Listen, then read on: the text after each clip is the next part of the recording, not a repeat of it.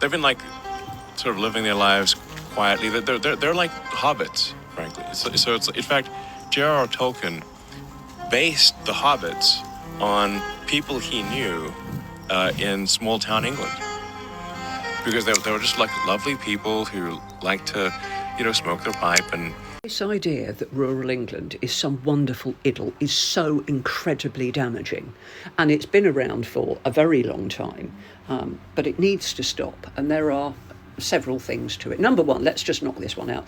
The Hobbit was published in 1937, before the Second World War. The world has changed incredibly since then, immeasurably, so God knows why anybody would think that anywhere resembles The Hobbit now is beyond me. Some people treat rural England as their, number one, there's the stockbroker belt where people live and they commute into the big cities. And then there are people who they enjoy it. They've got their little second home in Cornwall and that, and they go down and it's pretty and it's lovely. What they don't do and see is what happens to those economies in the winter when the tourists stop.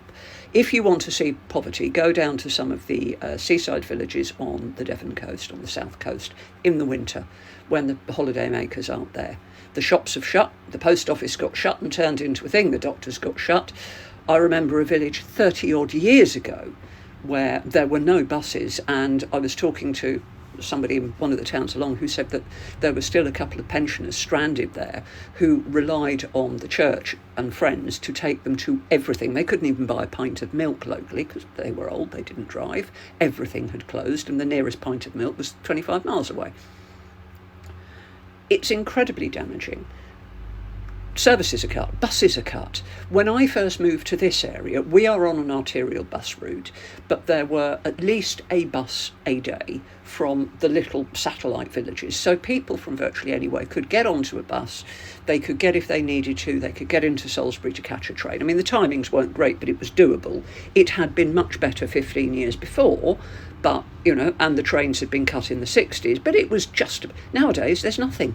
Literally, there's nothing. There are no buses. If you want to get from some of them, you have to walk or get a bike, which is fine, but the roads are narrow, it's dangerous. Jobs. What jobs are there rurally? That's it. It's, the factories, the shops, everything. They're in towns and cities. They're not rurally. So kids have to get how are you going to get there? Are you going to cycle 15 miles on those roads? Is that safe in the winter? What else are you going to do? Now, here's the thing.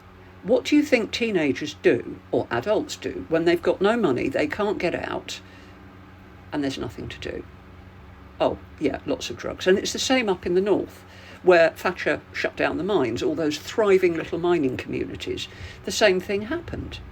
There's nothing there. They're just groups of people who can't get out.